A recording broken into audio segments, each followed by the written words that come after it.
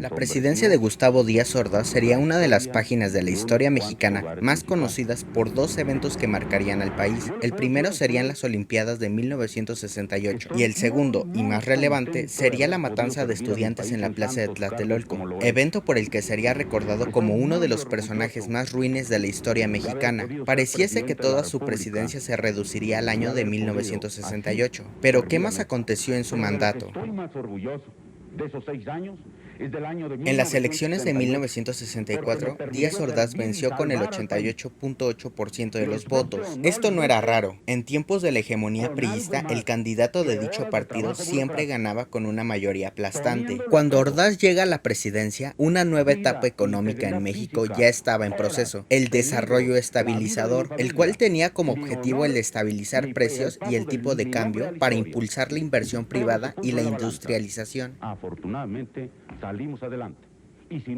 En materia económica, el gobierno se centraría totalmente en ser una economía mixta, además de ser un regulador del mercado y enfocarse en la estabilización y crecimiento económico. Durante toda la presidencia de Díaz Ordaz, el tipo cambiario se mantuvo en 12.50 pesos por cada dólar. La última etapa del desarrollo estabilizador se caracteriza por un gran crecimiento económico, gracias a la industrialización del país. En términos del Producto Interno Bruto, de 1962 a 1968, el Producto Interno Bruto de México crecería un 6.53% y de 1968 a 1977 crecería un 4.88%. Si nos queremos centrar más en el sexenio de Díaz Ordaz, tendríamos que de 1963 a 1971 el Producto Interno Bruto crecería 7% anualmente y el PIB per cápita se incrementó 3% anualmente, una de las mayores tasas de crecimiento en la historia del México postrevolucionario. En comparación, en el periodo de 1981 a 2007, el crecimiento promedio del PIB fue de tan solo 2.3%.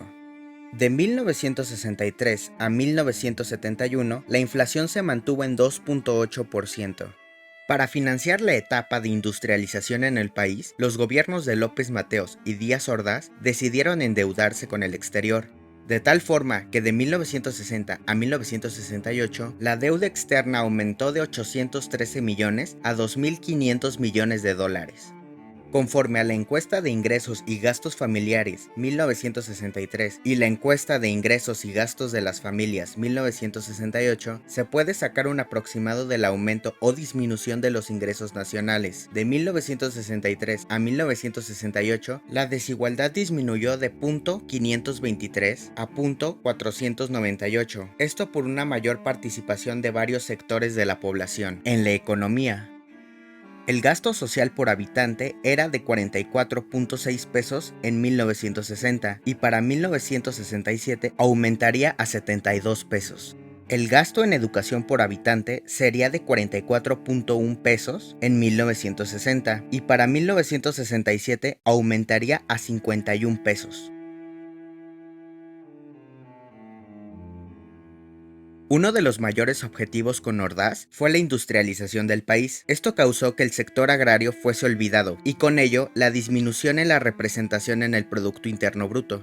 En 1950, el sector agrario representaba el 58% del empleo total y el 19.2% del Producto Interno Bruto. En 1960, representaba el 54.2% del empleo total y 15.9% del Producto Interno Bruto. Al finalizar el sexenio de Ordaz en 1970, este solo representaba el 39.4% del empleo total y 11.2% del Producto Interno Bruto. Esto a pesar de que de 1965 a 1970 se entregarían 24.738 hectáreas de tierra con fines agrarios, en comparación a las 18.786 hectáreas entregadas en el sexenio de Lázaro Cárdenas. Con esto, Ordaz tendría el sexenio en que más tierras serían entregadas con el fin de seguir impulsando la reforma agraria.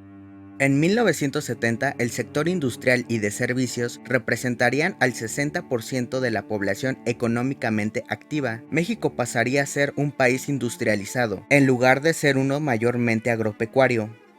Desde la presidencia de López Mateos se comenzaron a preparar reformas a la Constitución y a la Ley Federal del Trabajo. Tan grandes eran los cambios que se comenzó a gestar la creación de una nueva Ley Federal del Trabajo, y esta terminaría publicándose en el último año del sexenio de Díaz Ordaz. Esta ley, la cual abrogaría la primera Ley Federal del Trabajo de 1931, tendría grandes cambios en distintos aspectos, tales como normas de protección al salario mínimo, mejoramiento en las condiciones de trabajo, reglamentación del derecho de huelga, mejoramiento en la regulación del trabajo de las mujeres y menores, normas de seguridad e higiene, derechos habitacionales, laborales, riesgos de trabajo, mejoramiento de la materia procesal laboral y observancia obligatoria del contrato colectivo de trabajo. Ordaz tenía en mente varios objetivos para México. Podríamos sintetizarlos en industrializarlo, estabilizarlo económicamente y mantener el orden social. Este último sería a cualquier costo, incluso convirtiéndose en un régimen autoritario. En la época de 1960, las ideas marxistas-leninistas tendrían un apoyo enorme en toda América. Díaz Ordaz y su política anticomunista buscaría eliminar todo movimiento con dichas tendencias con el fin de preservar la paz social. La petición popular por una democracia real desembocó en las primeras derrotas electorales del PRI y en el surgimiento de movimientos sociales, por ejemplo, el de médicos en diciembre de 1964, que causaría una serie de paros laborales. El gobierno haría caso omiso a las peticiones y reprimiría a los paristas. Pequeños levantamientos y creación de organizaciones clandestinas comenzaron a preocupar al gobierno de Ordaz. Algunos ejemplos serían: el 23 de septiembre de 1965, al frente de una célula guerrillera, Arturo Gamis asaltó el cuartel de Ciudad Madera en Chihuahua. En 1966, se arrestaría a comunistas y trotskistas acusados de asociación delictuosa. En 1967, los maestros Genaro Vázquez y Lucio Cabañas formarían el grupo armado Partido de los Pobres en la zona de Atoyac, Guerrero, con el fin de iniciar una guerrilla. Entre 1966 y 1967, estudiantes universitarios organizaron huelgas y protestas en Michoacán, Puebla, Nuevo León, Durango y la Ciudad de México. Algunos de estos conflictos tuvieron que ser asfixiados con la intervención del ejército.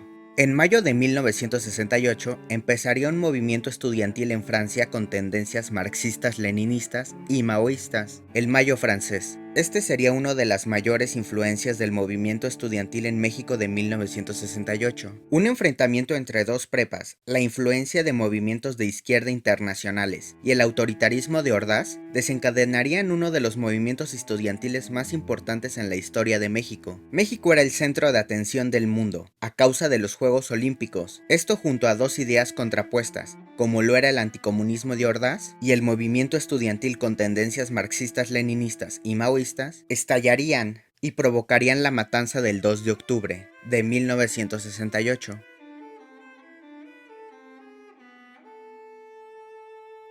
En 1967, Díaz Ordaz creó por decreto presidencial el sistema de transporte colectivo para la construcción de un tren subterráneo en el Distrito Federal. Este sería inaugurado en 1969 con una línea. Ya para 1970 entrarían en funciones dos nuevas líneas. Esta sería una de las mayores obras viales en la historia de la Ciudad de México. La nacionalización en 1960 del sector eléctrico daría grandes frutos. En 1964, la industria eléctrica estaría conformada por varias empresas estatales. Esto cambiaría en 1967, cuando todas estas se integrarían a la CFE, a excepción de Compañía de Luz y Fuerza del Centro. En 1960, la cobertura del servicio eléctrico sería del poco más del 40%. Ya para 1970, esto aumentaría a poco más del 60%.